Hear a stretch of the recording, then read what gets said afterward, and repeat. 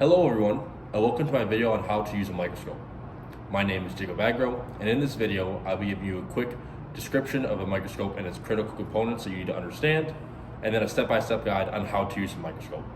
So with that out of the way, let's get right into it.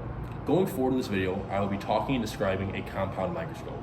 These microscopes can be identified due to them having multiple objective lenses with varying magnification power that can be multiplied or compounded by the eyepiece, something we will talk about later. When we're looking at a compound microscope, I found it easiest for us to section it into three sections. Our base section here at the bottom, our arm section here on the back, and then our head section here at the top. In each of these sections, there are critical components that we must understand in order to properly use a microscope. Starting off in our base section, we have our light source. Our light source emits light in order for us to see our side or specimen when we want to view it using our microscope.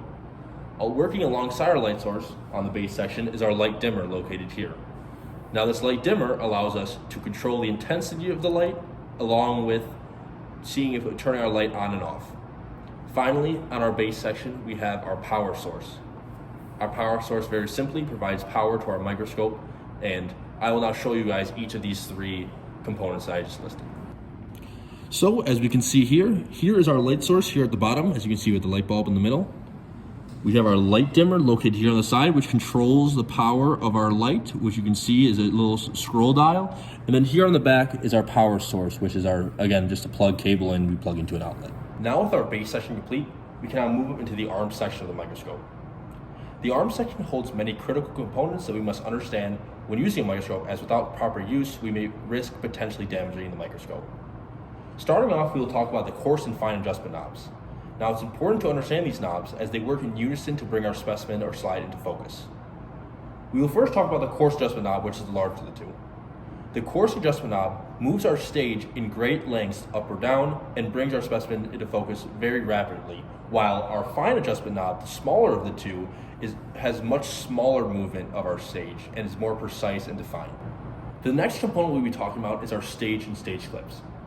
Our stage, very simply, is where we place our slide, while our stage clips are used in order to pin our slide in place and make it so they not unintentionally move during our experiment. Below our stage is our diaphragm, which controls the amount of light that gets let onto our slide from our light source. Our diaphragm itself has a dial, which is what we can use to control the amount of light that gets let through.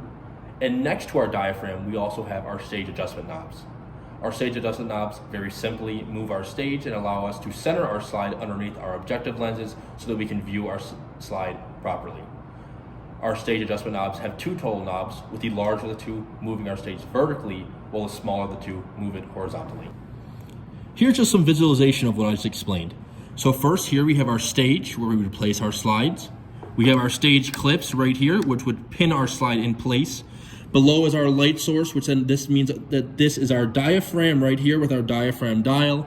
As you can see, as I twist this dial, it controls the amount of light that gets let through onto our stage. And then next to our diaphragm, we have our stage adjustment knobs, which again, move our stage and allow us to center our slide. Now with our arm section complete, we can now move on to our final section, the head section of the microscope. Starting off in the head section, we will be talking about the objective lenses. Now, on compound microscopes, there are usually three objective lenses of the 4x, 10x, and 40x objective powers, with more advanced compound microscopes going up to the 100x objective power. Now, if you ever have the opportunity to use a 100x objective, there are a couple of precautions we must hit in order to properly utilize the 100x and not cause any damage to the microscope. These precautions when using a 100x objective lens are very simple to do, but without doing them properly may cause damage to the microscope. First, you want to make sure that your slide is centered and focused underneath the 40x objective lens, and you are ready to move on to your 100x. After you reach this stage, all you have to do is have your immersion 100x objective oil and place a small drop onto your slide or specimen. Now to do this, slightly rotate using your nose piece in between the 40x and 100x objective powers and place a small drop of the immersion oil onto your slide. And then pass to your 100x objective power and evenly spread it out over the lens. Once you are finished using your 100x objective lens, you then can rotate to the nearest small power, which would be the 4x objective lens, and then wipe off any excess oil using your oil cleaner and lens papers. Now it's very important to use these two, as without using these two in unison, you may cause potential damage to the microscope by not properly cleaning it, as the oil can seep into the objective and ruin the 100x objective lens. Finally, we move on to our last component of the microscope, which is our ocular lenses. Now, an ocular lens of a microscope has a 10x magnification power, which is important because in compound microscopes, our ocular lens gets compounded or multiplied by the varying objective lenses that we use. This means that we will have varying magnifications based on the objective lenses, from our 4x going up to 40 magnification power, our 10 going to 100, or 40x going to 400, and our 100 objective power going up to 1000 magnification. It's also important to note that when using these type of microscopes, our image is flipped due to the compound mirrors. And that does it for this section of the video. Next session we'll be going over, I will give you a step-by-step guide on how to actually use a microscope. Hello again, and in this section of the video, I'll be giving you a step-by-step guide on how to use a microscope. But before we know how to use a microscope, we have to know how to hold a microscope. In holding a microscope, it's very simple, as all you need to do is place a hand on the arm section of the microscope very firmly, and a hand underneath the base section. This will make sure that you have no potential for this microscope to fall and cause any potential damage to it. It's also important to note that when placing down a microscope, you do so as gently as possible by removing your hand, placing it down, and again avoiding any possibility that you will cause any damage to the microscope. Now that my microscope is safely placed down, I am ready to start using my microscope. The first step in using a microscope is plugging it into my power supply and making sure that it is functional. In order to do so, after plugging it in, I want to make sure that my light source is emitting light through my stage and is visible through my ocular lenses.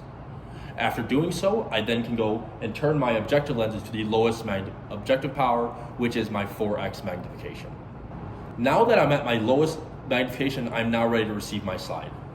When receiving a slide, it is very important that we grab our slide by the small paper bits on the edge, as we do not want to cause any obstructions on our glass or any smearances for future users.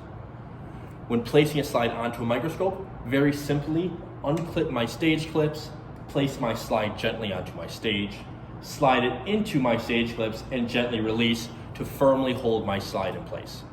Next, what I want to do is use my stage adjustment knobs to adjust my slide so it is centered underneath my objective lens and over my light source. Now that my slide is centered on my stage, I now can look through my ocular lenses and begin focusing. When focusing, I want to make sure I start off using the coarse adjustment knob, as this will allow me to bring my slide into focus much quicker than if I were to use the fine adjustment knob.